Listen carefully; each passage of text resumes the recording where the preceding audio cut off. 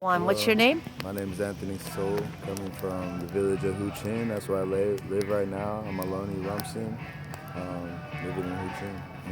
Oh, can you tell listeners and viewers what you'd like to tell us and teach us about Standing Rock Spirit Camp? So myself, I've been staying over in the Red Warrior camp of things over in Standing Rock. Red Warrior is the peaceful, nonviolent, direct action camp. Most of the things that have been coming out of Standing Rock has been coming from folks that we work with inside the camp. And so what we specify in is just training people for direct nonviolent action, different scenarios, different situations. Nothing with uh, anything crazy. Just maintaining the peaceful mindset of things in the prayer and bringing that out there to actually stop the pipeline work that's been going on. So yeah, we've been there through a few different actions going on out there. Definitely felt the presence of the police out there in different ways. At this point in time, they're really afraid of us.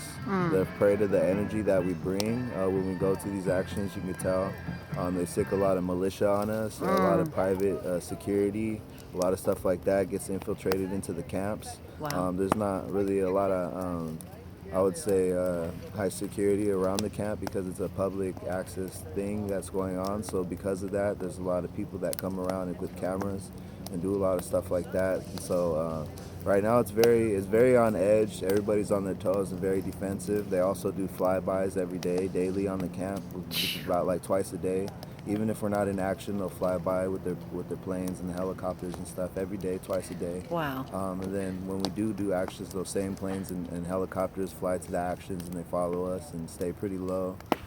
So even coming out here to California, we were followed by private security militia in trucks all the way up into Nebraska, I believe, and who knows if they even followed even more. But they definitely made their presence known that people were following, and COINTELPRO and all this stuff is very real, and so that's one thing that we need to put out to the people. And the people that understand previous movements and things, how they try to what is it? Take apart, I guess. Dismantle, yeah. Dismantle other things. So it's still active. There's nothing new, It's just different ways. So it's just just trying to get people that are aware of security culture and mindful of that out there to the camp. We also need more bodies, more people, more people. Really, even if it's just for a day at a time, a week at a time, or whatever it is. Okay. Especially in the winter months because it's getting really cold.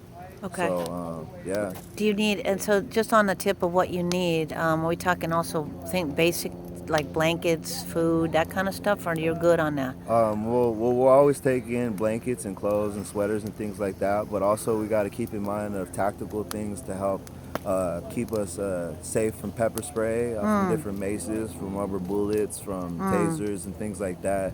So things to defend ourselves. Those things aren't really like you can't go get a rubber bullet defender. So it's like be open-minded and think about how what we can use for defense, like whether that's body padding and different things like that. Gotcha. While we're on the front lines, because again, with Red Warrior Camp, we're representing a lot of the people that are on the front line, that are actually in the faces of the pipeline workers and the militia people. And so with that, we need think about outside of the box. What can we For use sure. to defend ourselves For sure. peacefully? Yeah. For sure. So you actually have people who are infiltrating, like actual. Yeah. Yeah. Wow. There's been, even sitting at the casino, me and my brothers have been sitting in the casino sometimes, and we'll have militiamen come sit up next to us and try and talk to us and be all cool about it, and then we'll call them out and be like, we know who you are, we know what you're working with, and we know what you're doing. Right. We even have some cases where the militiaman will be like, well, sometimes if I happen to work on a pipeline because I need money, or if I happen to do so, they kind of intuit that who they're doing, what they're doing, what's going on. So there's a lot of people that follow us around. They kind of they're also monitoring faces on Facebook. They're monitoring who's talking on Facebook, who's talking about certain things, and then they'll target down on those individuals. So there's different things that are going on. Of course, again, you read your history and previous movements. It's all stuff that's Already done that. already done. So we just got to be aware of the tactics that we know that they already use, and be ready for that, and be a step ahead as much as we can. That's what's up. You know that we run Decolonize Academy, and all the youth are like really happy that you're there. Just want to put a message out. If you can send a message to the school there. Yeah, much love to Decolonize Academy. For sure. Spreading out the love out there. And we're definitely with you. Yeah, much love, and we're out in there, Standing Rock. We haven't forgot about you guys, and All much right. love. Yeah. All right. Oh.